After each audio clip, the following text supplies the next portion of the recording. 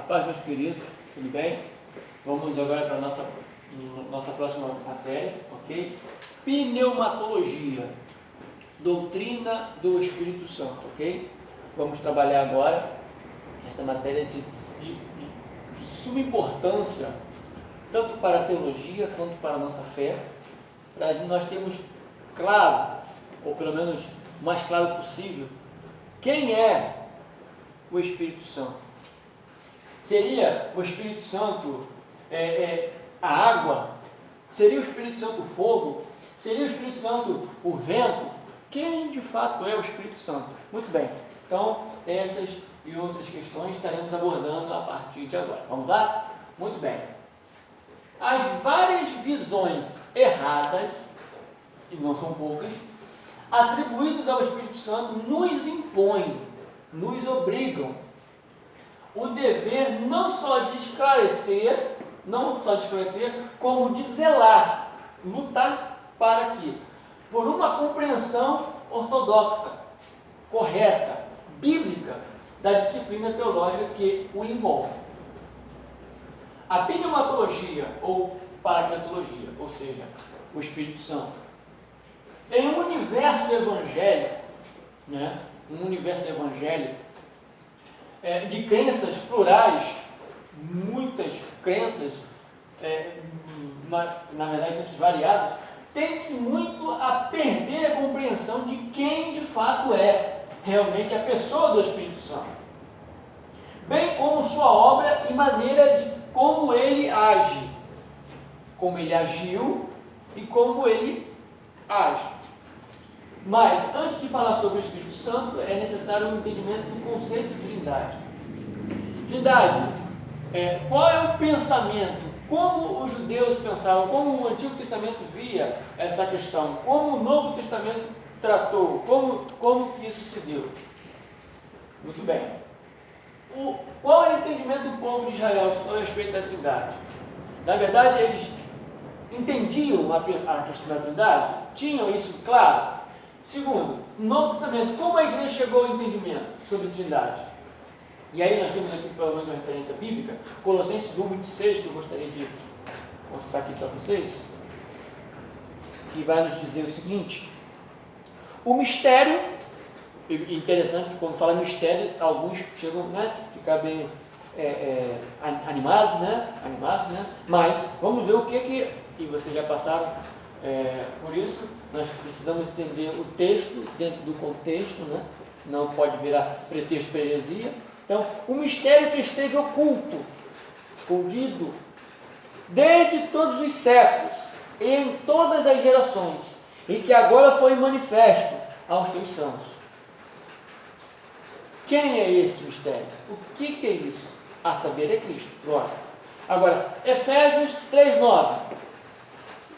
E demonstrar a todos qual seja a dispensação do mistério, que desde os séculos esteve oculto em Deus, que tudo criou por meio de Jesus Cristo. Percebam que a igreja agora está tendo um entendimento, mediante a palavra, que existe o Pai, existe o Filho, e também agora eles vão perceber, vamos ver isso ao longo do nosso trabalho, do nosso desenvolvimento aqui. Também, então, são pessoas diferentes que compõem a Trindade. São pessoas diferentes que compõem a Trindade. O Pai é Deus, o Filho é Deus, o Espírito é Deus. Logo, não são três deuses, mas é um Deus em três pessoas, ok? Por que disso? Porque nós vamos ver que existe um pensamento que diverge da questão da Trindade, que vai entender, na verdade, não seria o Jesus ou o Pai ou o Espírito, não seriam três pessoas, mas três modos, que chama de modalismo. Mas vamos devagar para a gente não embolar muito campo. Muito bem.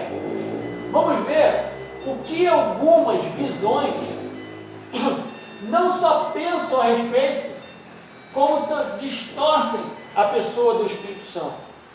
Vamos estar vendo aqui como algumas religiões, alguns segmentos religiosos, entendem, compreendem o Espírito Santo e alguns que nem citam isso em seus escritos. Primeiro, a fé mundial Bahá'í. Eles afirmam que o Espírito Santo ele é uma energia divina de Deus que concede poder a cada manifestação. Então percebam que não é uma pessoa, é uma energia divina, mas é uma energia. Então, fora. O Alcorão, ou seja, a Bíblia Islâmica, se refere a Jesus como o Espírito de Deus. Os eruditos muçulmanos veem o anjo Gabriel como o Espírito Santo. Logo, o Espírito Santo seria o anjo, e o anjo Gabriel. Isso segundo o Alcorão, o islamismo. Para o budismo e o hinduísmo, o ensino e a pessoa do Espírito Santo não existem. Não existe esse ensino nesses dois movimentos religiosos. Os judeus creem que o Espírito Santo é um outro nome para a atividade de Deus na terra. Então, não seria uma outra pessoa, não seria Deus, mas seria a atividade de Deus. Percebam como que fica vago, ou por que não dizer longe, e por que não dizer errado esses conceitos sobre a pessoa do Espírito Santo que é Deus, junto com o Pai, junto com o Filho, junto com Jesus. O pensamento do mormonismo. Quem são os mormonistas? Quem é o mormonismo? São os mormons, Igreja de Jesus Cristo dos Santos dos Últimos Dias. Lembrou? Muito bem, então é isso. Até porque vocês já estudaram isso lá em minha apologética, ou um ou dois, né? O pensamento do mormonismo a respeito do Espírito Santo é que ele é um Deus separado do Pai e do Filho. Ele é uma substância líquida pelo qual o Pai exerce sua influência. Ó. Então o Espírito Santo é uma forma líquida. Então é uma forma líquida que, por onde ou por intermédio de quem o Pai e o Filho exerce a influência. Outro, o Espiritismo.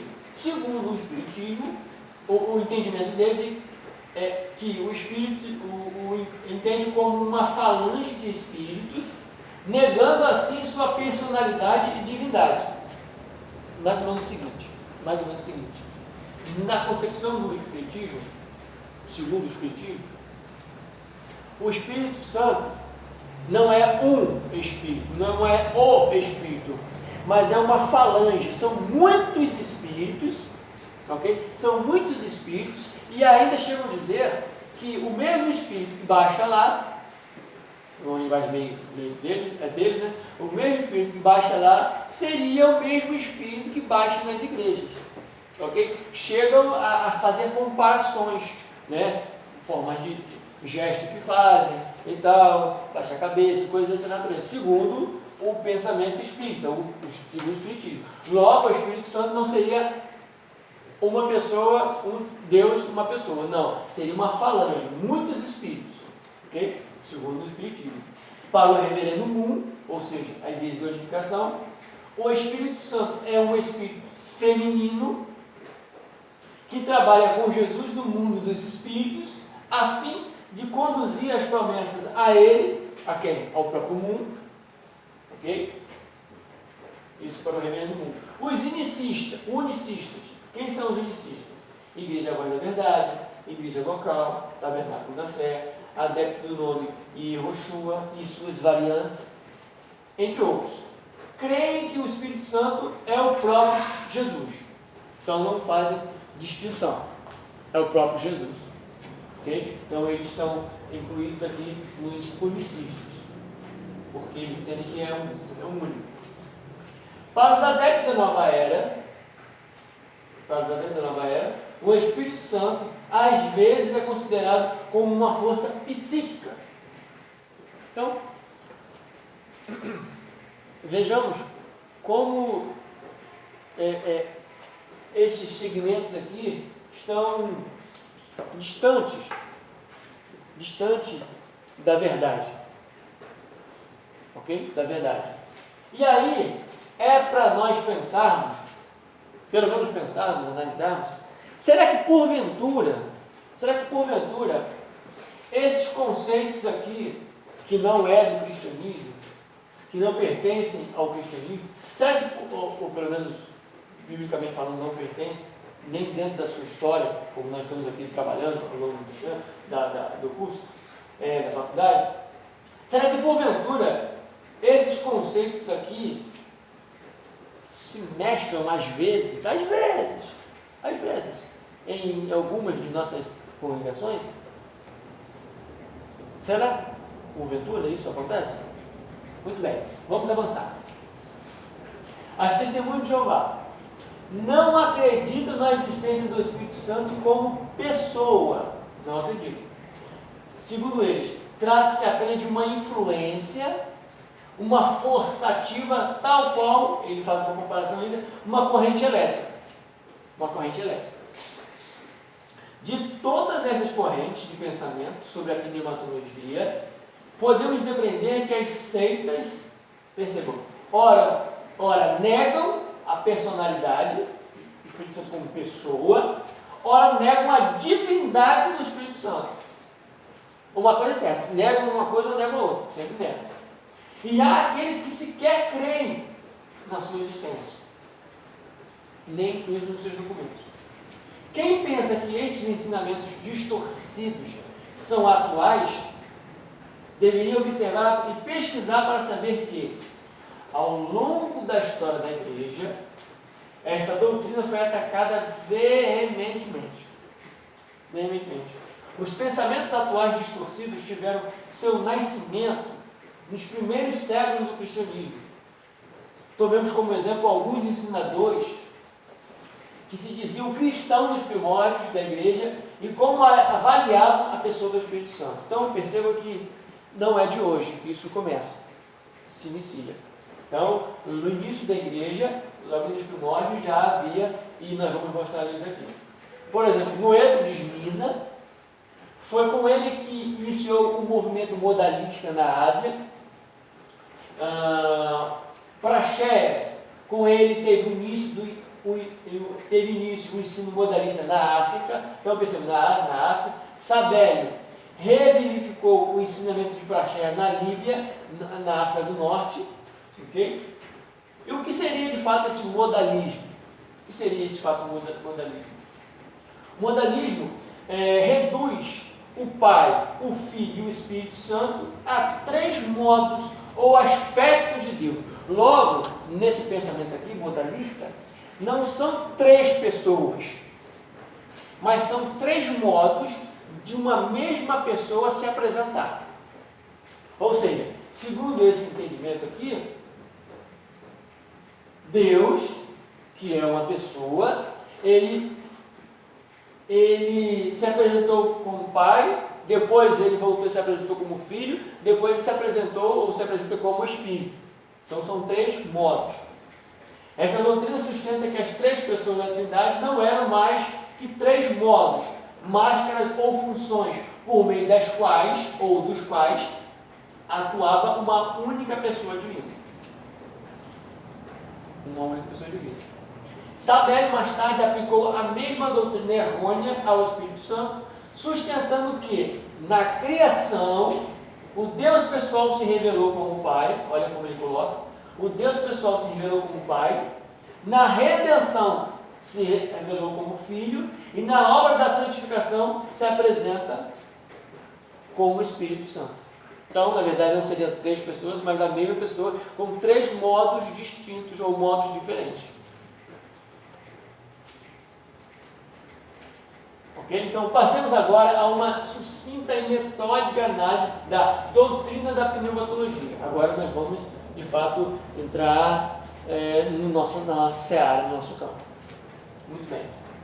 Deixa eu tomar aqui uma aguinha. Muito bem.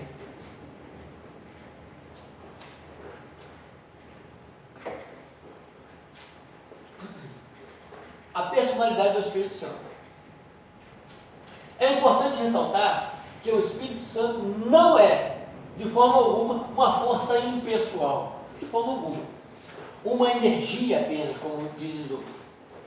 O Espírito Santo, ele é uma pessoa e possui todas as qualidades inerentes à personalidade. E tudo isso nós estaremos abordando. O pronome pessoa masculino empregado ao Espírito Santo denota que ele é uma pessoa. Não obstante a palavra grega pneuma, espírito, ser neutra, Jesus a empregou em João 16, do verso 13 ao 14, acompanhado de um pronome masculino, quando poderia ter usado um pronome neutro. Então Jesus mostra isso de forma clara. Quando falamos na personalidade do Espírito Santo, dizemos que ele desempenha as mesmas funções de um indivíduo. Possui intelecto, emoção, vontade, e isso já é suficiente só isso já seria suficiente para provar sua personalidade. Pois, se essas qualidades fossem apenas figuras de linguagem, como dizem alguns, então nós, seres humanos, seríamos o quê? Irreais? Ok? Muito bem, vamos lá. Atributos pessoais do Espírito Santo no Antigo Testamento. Muito bem. Apesar da ação do Espírito Santo, comparando com o Novo Testamento, ser diferente, isso não quer dizer que ele esteja apagado ou inativo. Não. Nesse período, pois alguns trechos bíblicos do Antigo Testamento também nos mostram a personalidade do Espírito Santo. Ok? Então, vamos abordar aqui alguns textos que deixam clara a ação do Espírito Santo. Em Gênesis 6, verso 3, está escrito: então disse o Senhor, não contenderá o meu quê? Espírito para sempre com o homem, porque ele também é carne, porém os seus dias serão 120 anos. Mesmo após ter pecado e perdido a comunhão com o Criador, encontramos nesta passagem o Espírito Santo, ok? Interagindo na vida do ser humano. A maldade e a violência tinham se multiplicado sobre a terra e Deus faria justiça. Mas o Senhor não deixaria a humanidade sem aviso do que iria fazer, o que foi levado a efeito por meio de homens piedosos, entre eles Enoque e Noé. Então perceba a ação aqui do Espírito, perceba aqui a atuação dele, perceba aqui que o próprio Senhor, no caso o Pai, já menciona, ou no caso o Senhor aqui, né, o Senhor Deus, ele menciona o Espírito, não vai permanecer, não vai ficar. Por meio destes, a palavra de Deus foram anunciada, ou seja, Enoque, Noé, não é isso? Por meio destes, a palavra de Deus foi anunciada a homens daquela época, sendo que o objetivo de suas pregações, perceba, olha as questões aqui muito importantes, isso é importante a gente pensar muito, de forma bem clara. O objetivo das pregações era convencer, repreender e exortar os homens. Ok? O que não foi aceito por eles, haja vista o fato de não os terem obedecido e nem dado ouvidos à sua voz. Portanto, fica compreendido que neste texto o Espírito está lutando, ou como diz o texto sagrado, contendendo com a humanidade, ou lutando com a humanidade, o que só uma pessoa poderia fazer. Só uma pessoa poderia fazer. Os profetas do Antigo Testamento eram os porta-vozes de Deus. Porta-vozes de Deus. Responsáveis por entregar a mensagem determinada e, para tanto, tinham de ser homens dotados de grande espiritualidade, o que evidentemente observamos em Abraão, por exemplo. Mesmo fato pode ser dito de Moisés e de tantos outros. Sendo assim, recordamos o que Pedro escreveu em sua segunda epístola, ou carta. Porque a profecia nunca foi produzida por vontade de homem algum, mas os homens santos de Deus falaram inspirados por quem? Quem é que estava inspirando? Olha aqui, o Espírito Santo. Ok? Deus estava inspirando. Segunda epístola de Pedro 1, verso 21. Outro exemplo que pode amparar esta argumentação é o patriarca José, pois a Bíblia relata que Faraó ficou tão impressionado com a interpretação que José deu ao seu sonho, que exclamou, acharíamos um homem como este, em que haja o Espírito de Deus? Perceba, o Espírito de Deus. Gênesis 41, verso 38. Então perceba como o próprio Antigo Testamento já vai nos norteando, já vai nos mostrando o Espírito de Deus, o próprio Espírito Santo. O salmista Davi, depois de pecar contra Deus, faz uma declaração dando a entender que o Espírito Santo habita, reside dentro do servo fiel e temente a Deus. Salmo 51, verso 11. Não me lances fora da tua presença, e não retires de mim teu Espírito Santo. Não retires de mim. Muito bem, vamos avançar. Então, pessoal, percebam quão importante é essa matéria, esta doutrina. Doutrina esta que tem ficado de lado em nossas universidades, em nossas igrejas. E quando é ensinado ou falado, é falado de uma forma bem simplista, não dado a devida importância. Até porque o Espírito Santo ele é Deus. Logo, nós precisamos uma teologia que se preze, nós precisamos estudar o próprio Deus, o próprio Espírito. Muito bem, atributos pessoais do Espírito Santo no Novo Testamento. Vamos ver, Atos 9:31, vai mostrar o Espírito Santo ele consolando, mostrando que ele é aquele que consola. Assim, pois, as igrejas em toda a Judéia, Galiléia e Samaria tinham paz e eram edificadas. E se multiplicavam, andando no temor do Senhor e consolação do Espírito Santo. Opa! É aquele que consola. Atos 9:31. E mais, o Espírito Santo é aquele que ensina. Evangelho de João 14:26. Mas aquele Consolador, o Espírito Santo, que o Pai enviará em meu nome, esse vos ensinará todas as coisas e vos fará lembrar de tudo quanto vos tenho dito. É interessante nós pensarmos aqui o seguinte: alguns usam esse texto e alguns outros, mas principalmente esse, para dar a desculpa de que não precisa haver uma preparação, não precisa haver um estudo sistemático.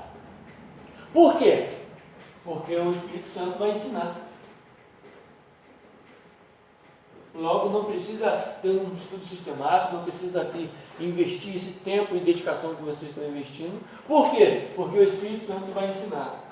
O problema é que, a questão é que, de fato, o Espírito é aquele que vai ensinar, mas também vai fazer lembrar. Essa é também uma das questões que precisamos abordar e entender. Ele faz lembrar tudo quanto aprendeu. Jesus está dizendo que o Espírito Santo, quando vier, vai fazer os discípulos lembrarem de tudo aquilo que Jesus ensinou. Logo, o Espírito Santo, que é Deus, ele nos fará lembrar, nas situações devidas e necessárias, aquilo que nós temos aprendido. A questão que fica é: o que eu tenho aprendido? Ou o que nós temos aprendido? E mais, será que estamos aprendendo? Ou será que nós estaremos sempre dependentes daquilo que apenas vai ensinar? De forma alguma, eu quero diminuir a pessoa do Espírito Santo, até porque Ele é o Senhor, Ele é Deus. Acredito que de fato Ele nos ensina, tenho convicção disso. Todavia, isso não podemos fazer isso aqui ser como se fosse uma espécie de muleta, sempre dependente dela, ok? Mas acreditando que o Senhor também é aquele que vai fazer com que nós venhamos lembrar. Logo, é de suma importância que aprendamos, conheçamos, estudemos, façamos a nossa parte. Muito bem, de forma integral. O Espírito Santo se entristece. Se entristece. Efésios 4:30. E não entristeçais o Espírito de Deus, no qual estáis selados para o dia da redenção. Não entristeça o Espírito Santo. O Espírito Santo comissiona, nomeia ministros. Olha que coisa fantástica. Atos 13, verso 2. E servindo eles ao Senhor e jejuando, disse quem? Aquele que pode dar ordem. Disse o Espírito Santo. Perceba que não foi Deus, sim, foi o próprio Senhor. Apartai-me a Barnabé e a Saulo para a obra que os tenho chamado. Essa obra vai dar certo mesmo. Essa obra vai dar certo, porque quem chamou, quem tem vocacionado, quem tem dado a instrução, é o próprio Espírito Santo. Muito bem, continuemos. O Espírito Santo dá testemunho de Cristo. É importante entendermos isso.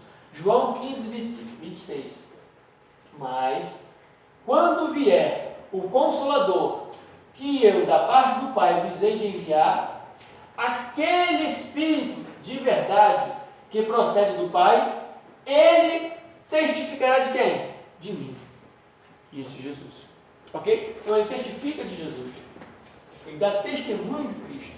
Ele nos faz lembrar de tudo aquilo que o Senhor ensinou, de tudo aquilo que nós temos aprendido com Ele. Ok? O Espírito Santo, ele intercede. Romanos 8, 26. E da mesma maneira também, o Espírito ajuda as nossas fraquezas, porque não sabemos o que havemos de pedir, como convém. Mas o mesmo Espírito intercede por nós. Olha que coisa fantástica. Com gemidos inexprimíveis. Com gemidos inexprimíveis. Apocalipse 2:7. O Espírito Santo fala. Quem tem ouvidos, ouça o que o Espírito diz às igrejas. Ao que vencer, dar-lhe-ei a comer da árvore da vida, que está no meio do paraíso de Deus. Quem está falando? O Espírito. O Espírito. Então ele fala. O Espírito Santo ordena.